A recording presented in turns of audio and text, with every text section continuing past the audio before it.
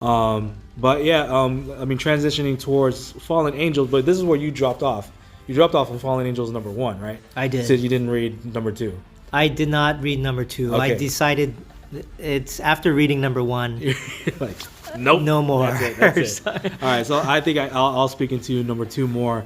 So I was mentioning to Jayson before we actually had this recording that I was starting to get feels of what the Black Ops X-Force was, because I think in this issue that it was more so of Cable feeling like, okay, there's this thing that's going on that we need to rescue, like these mutants, or like, this encampment, people being held against their will, and they can't get into the island of Krakoa. So like Kid Cable is being more headstrong. It's like, we need to rescue these guys. And Psylocke and X-23 is like, okay, well, we actually need to wait and or either calm down or not, just rush in, right? So if it starts to feel more like things like maybe missions that need to be done, that may not, well, they can't be in public, right? They can't be in public because the laws of whatever of Krakoa is stating that. I mean, one, they're not allowed to kill humans, but two, like, the transit between the portals and going in and out of the island it becomes more sketchy in that sense. So they're kind of doing this in like a Black Ops style, with the help of Mr. Sinister, and then you can see Dazzler in an appearance, but nothing doing beyond that. But it looks like it's going to be a rotating cast. And then Jayson, you were mentioning about how you're not up for having a more rotating cast with all of the books. Right. So, I mean, well, why would you not? I'm more, again, I started reading X-Men in the 80s, and I liked it that you had your X-Men, your team of X-Men, you had your team of X-Force, which were the original X-Men, Jean Grey, Cyclops, so on and so forth. Then you had, that's X-Factor. Oh, yeah, you had the 5 as X-Factor. Yeah. You had a specific team as X-Force with Cable and Liefeld's group, Rob Liefeld's group. Yeah.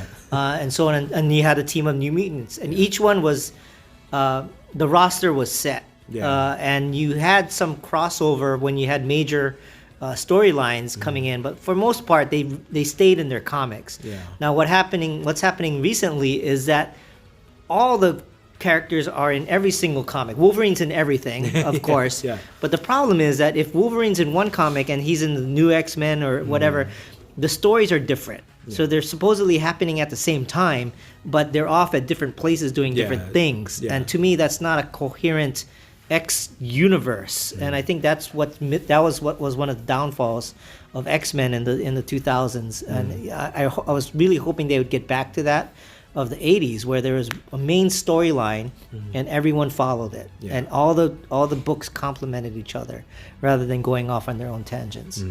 Yeah. So from what you're saying, and from what I understand of what's going to happen with these later issues, is that at least back to X-Men, it's going to be the biggest rotating cast, because it's going to be involving whoever's needed, who's best suited for the mission, whoever's like, on the island and all this stuff. So it looks like it's going to be a super big cast. But with this, at least with the Fallen Angels, I mean, it's still set with the 3, Psylocke, 23, and Kid Cable.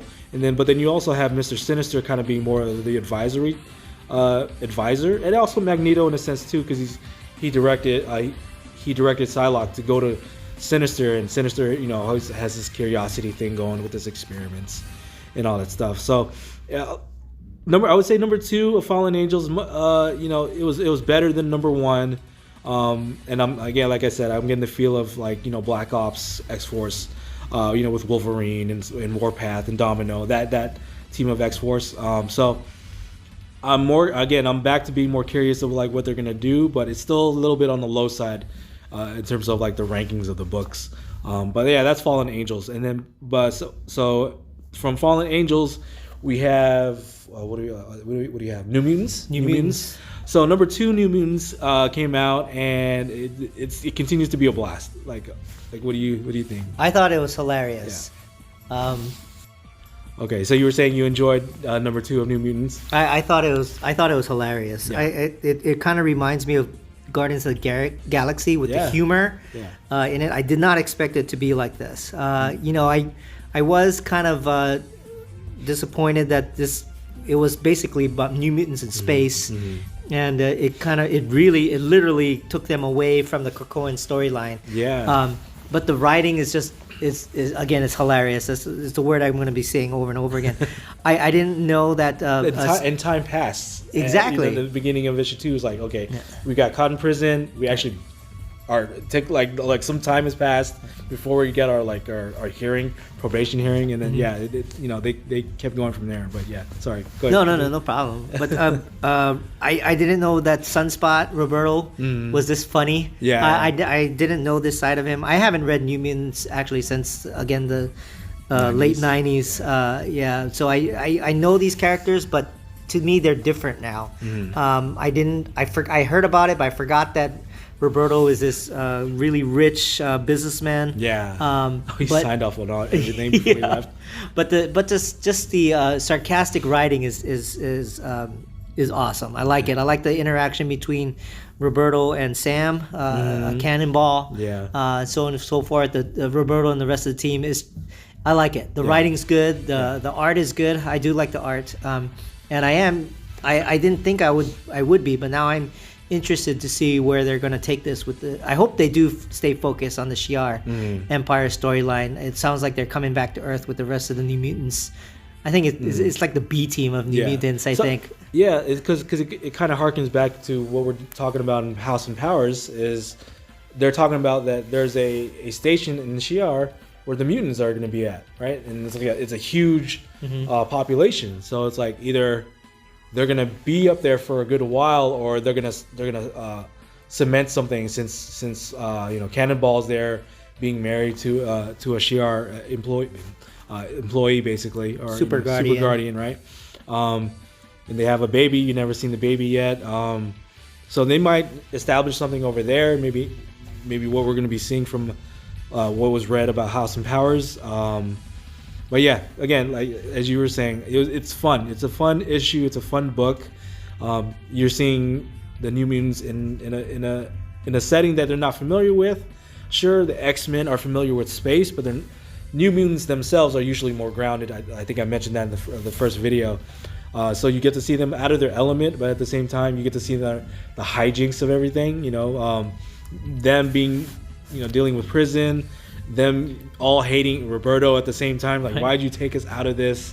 When we were in paradise, and at the same time being picked up by Cannonball, and Cannonball's basically being their parole officer in a sense, right? The Cannonball has to take care of all of them, and then Roberto gets punched by Cannonball's wife, and it's hilarious, and it's all in good fun, and I'm looking forward to reading number 3 and see what's going on, because in later issues, solicitations, not to go by the cover, but it's kind of like, okay, maybe this might happen. Like Sunspot is sitting at the throne of the Shi'ar, and everybody, like Guardian, the Guardian is actually bowing to them. I was like, what? No, maybe they have the power for it, but like no, like this, I don't think they're gonna go that far. It's just they're just probably just maybe like kind of clickbaiting.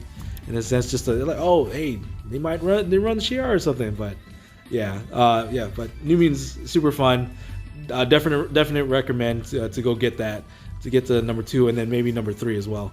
Of course number 3. Just get New Mutants. New Mutants is on the high end of our books, but I think the last one is left is X-Force. X-Force. What do you think? So number 2 is where, or at least the end of number 1, it starts where the storyline is. Right. Number 2, what do you think? X-Force number 2 again is where I hoped X-Men number 2 was going to go. Yeah. But so I was very happy to see that X-Force continued its storyline. It's one of my favorite books for now, because it does. It's the only one really that's really continuing this main storyline of Krakoan life and the humans. Retaliation, I guess, against the council. Against the council. Yeah, well, the council didn't pop up. Right? Yeah, the council didn't pop up that much, which I do want to see. But it's the reaction. How did they react? Professor X just died. Yeah. How do we react? So I love it. I like the fact that they have Wolverine again. It was pretty obvious choice for them to pick Wolverine, being a fan favorite and kind of like against play outside the rules. But Kid Omega was good to see. I thought the way that they brought in Domino and they skin grafted her skin onto them to get into Krakoa was ingenious. I do like that. You get to see. I think this is the first glimpses we saw about how Hickman was hinting in the Powers of 10 that the humans are evolving. And they're not evolving naturally. They're evolving through the use of technology. Yeah. So the super soldiers, you can see if in this issue, they're basically being genetically enhanced or manufactured. They're being made, right? They're being manufactured. That's right. To become these super soldiers, basically, and that's how the humans are evolving, and that's how they are planning to fight back against the mutant nation. Yeah. So yeah, I mean, like as Jason was saying, I mean, at the end of this issue, you get to see that they're being made, but at the same time that they find Domino. Domino is either you can interpret it as two things. Either Domino is being remade, another Domino, just so they can either put that and use that on humans, or they're using Domino as a test tube subject and doing whatever they need to do on the humans, right? I think it was more of the latter. What I got out of it is they captured her. They needed to capture her to get the mutant DNA, but specifically, it looks like the reason that they captured her was to skin graft her DNA onto them so they can get into Krakoa. And I'm sure, to me, it looked like they were just keeping her in stasis to use for their will. So maybe because I was thinking I'm thinking of the humans being made. You saw like the body parts and the guts and such, but Domino was whole.